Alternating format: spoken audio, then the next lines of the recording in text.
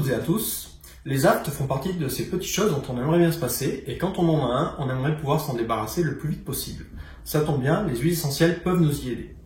Un aft, c'est un ulcère superficiel de la muqueuse buccale, et si on veut en venir à bout, on a besoin de propriétés anti-inflammatoires, antalgiques et anesthésiantes, des propriétés qu'on trouve très facilement dans les huiles essentielles.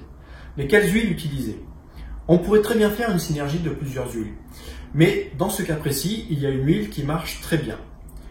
Dès qu'on parle douleur dans la cavité buccale, on pense tout de suite à l'eugénol, cette molécule de la famille des phénols que vous connaissez certainement, c'est celle qui donne ce goût si particulier au breuvage utilisé par les dentistes. On la trouve en général dans le clou de girofle, mais l'huile essentielle de clou de girofle est assez difficile d'emploi compte tenu de la quantité de phénol qu'elle contient. Fort heureusement, il existe une huile essentielle beaucoup plus facile d'emploi, c'est le laurier noble, Laurus nobilis. Cette huile essentielle contient également de l'eugénol, mais en plus petite quantité, et contient également un dérivé de l'eugénol, le génol méthyléther, qui va maximiser l'action de l'eugénol. L'utilisation est des plus simples. En fait, on va mettre une goutte d'huile essentielle sur un coton-tige ou directement sur le doigt, et on va tamponner sur l'aft.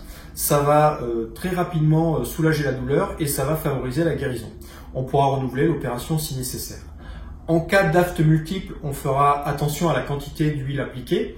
Au besoin, on diluera deux gouttes d'huile essentielle dans de l'huile végétale afin de pouvoir tamponner plusieurs aftes.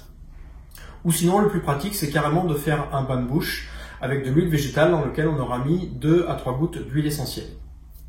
Concernant les précautions d'emploi, même si le laurier noble est d'un emploi assez facile, on veillera à toujours le diluer dès qu'on a affaire à des personnes fragiles, allaitantes, allergiques, enceintes ou des jeunes enfants, et on demandera bien sûr un avis médical. On aurait pu évidemment utiliser d'autres huiles, comme le tea tree, mais grâce à l'eugénol, le laurier noble est bien plus adapté. Et puis moi, ça me permet de vous parler de cette huile qui fait partie de mes indispensables, tant elle est polyvalente.